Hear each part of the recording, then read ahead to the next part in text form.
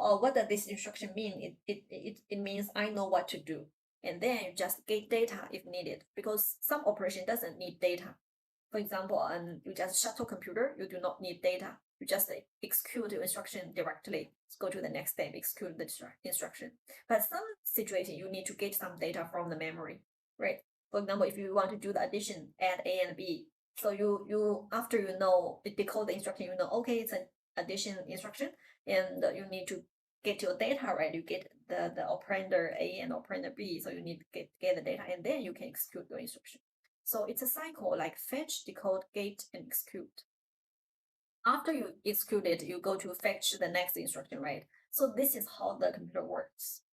So if we draw a figure to represent such kind of cycle, it would be like this.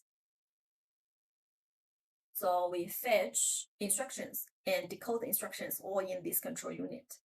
And we use registers. Okay, so then we get some data maybe from the memory, and then we do the arithmetic, execute the instruction in this ALU.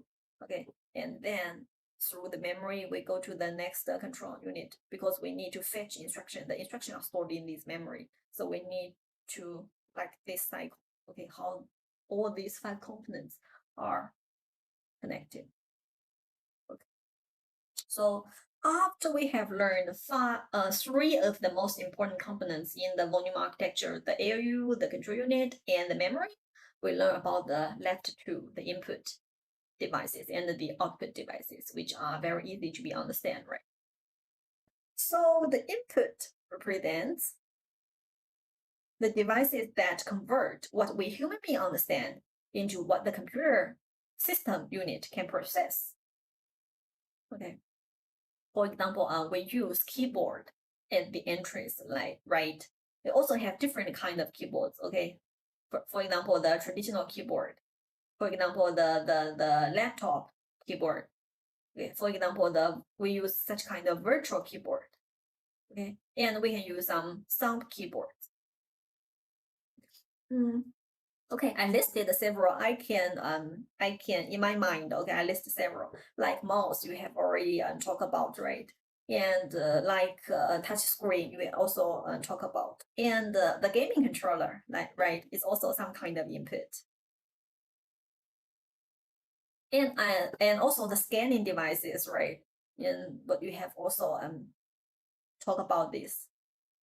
And something like barcode readers or RFID readers, for example, the radio passport.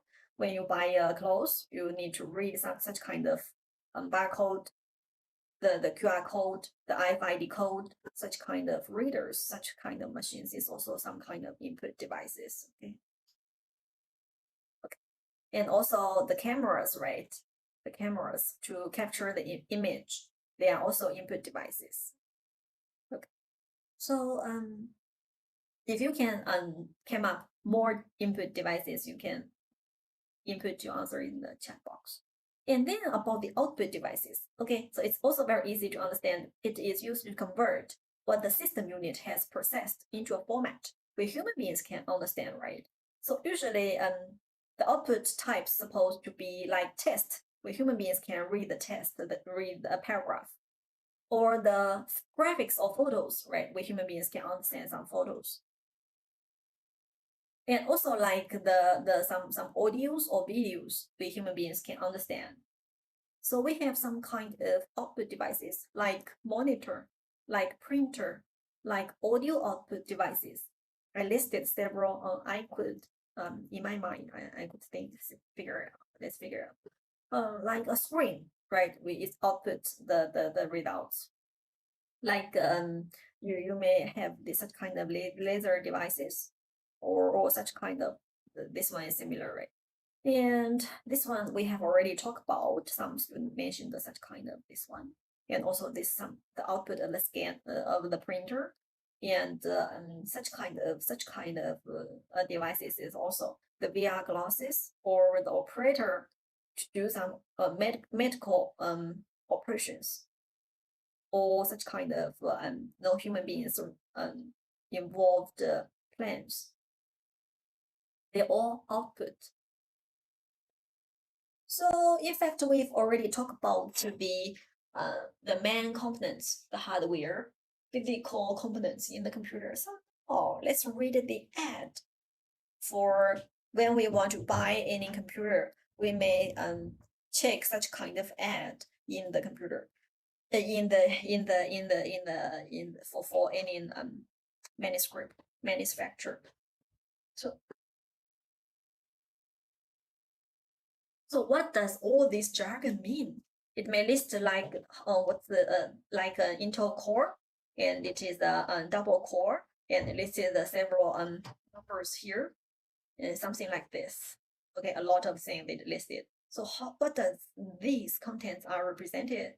Represent what? And how can we understand? How can we understand these numbers in this ad? So how we can choose a suitable computer to buy? We may check. The firstly is the Intel core, which represents its microprocessor. Okay, so represents its CPU.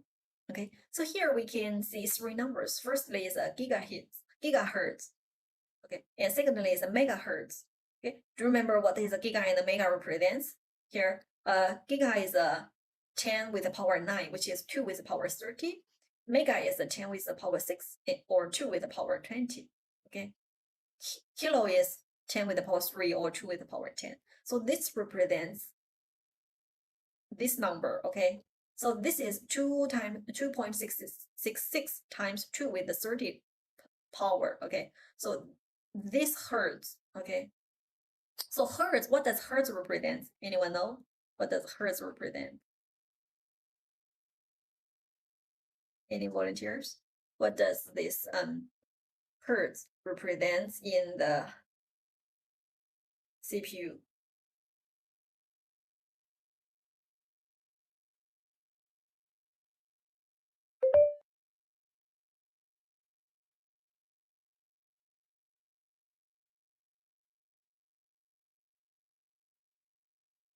Okay, I've noticed that there are several volunteers. You can unmute your mic and explain this to the other students.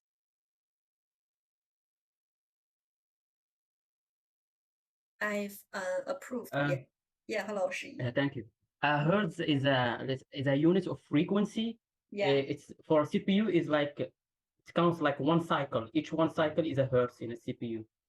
yes, that is each second, how many times it can do the computation, right?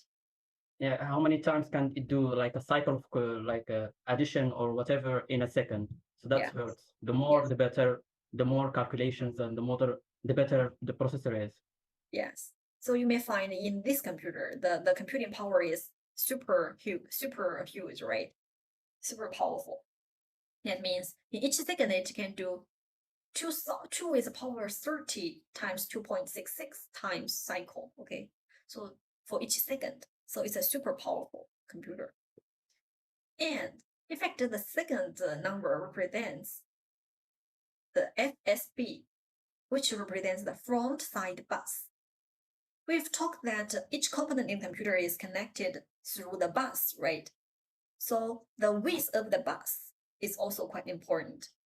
So it is smaller than the frequency of its main CPU core, right?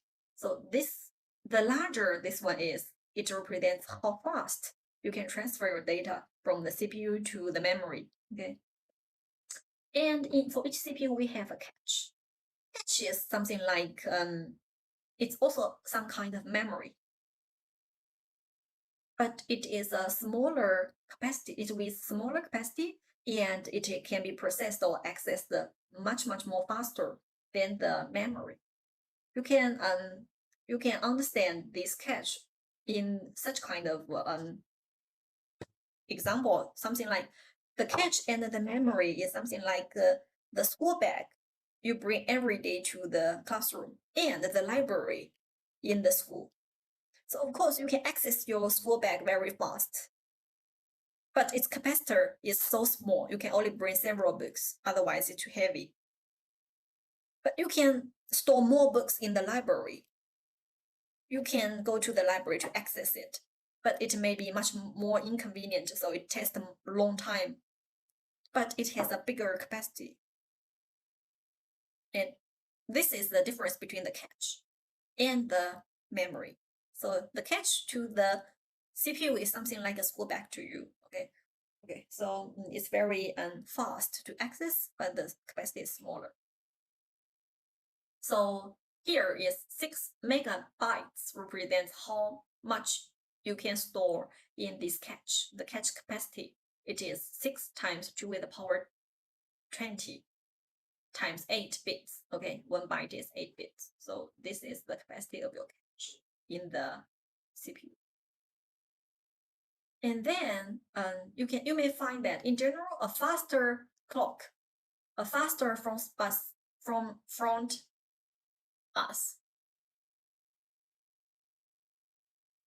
side bus.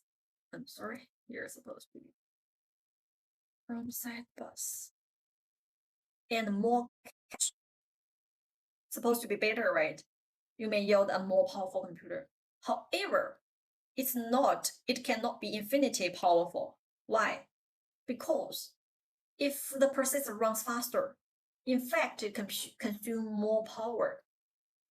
So it may cause the circuit to be overheat and then shut down. A faster front-side bus is also, it requires faster devices in the outside world, which means the circuit, they are more expensive. A cache is similar. As the cache gets bigger, access to its data becomes lower, right? If you want to find a book in 5 books, or if you want to find the books in 20 books, it's supposed to be slower. So it slows down the processor. So for all the computer, for all the CPUs, we always do the trade-off. Okay, we do the trade-off to evaluate their capacity or the frequency. And some other contents, for example, this number represents the screen you have. Okay, it is the display area of this diagonal measurement. Okay, so this computer is a very large computer, while mine is a 14 size. Okay, and this one represents the horizon lines of the display element. So and we use LED, which represents light emitting diode, how we construct your screen. And also it listed how many pixels it used to resolute your pictures. Okay, so if you read all these contents, you would know how about your output screen display, is it good or not good? You may want more pixels, right? You may want it bigger or smaller, any and how that this screen is constructed. You can read this contents and have your own opinions. And GPU here represents for graphic processor unit. It is also a separate computing unit, and it is the computing power may be much larger than the conventional CPU because it only do the computing and it has massive parallel computing cores to construct such kind of GPU unit. Okay, usually it are used in these games or other graphic softwares. Okay, they use such kind of processing unit for the task processing. And nowadays we also we have a lot of scientific computing tasks or the artificial intelligence tasks. They are running on such kind of GPU processing unit. Of course, such kind of processing unit have its memory capacity. So here it is 522 megabytes. Okay, so that is a 10 with the power 2 with the power 20, 10 with the power 6. Okay. So also about the memory, okay, it showed the random access memory, what's the capacity of this random access memory. And it showed also secondary storage memory, like hard disk, also how much the capacity of it. Okay, you can do this conversion.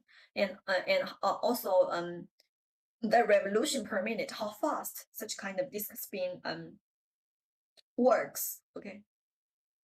And nowadays, it is frequently used in the solid state disk. It is faster, which consume less power. Okay.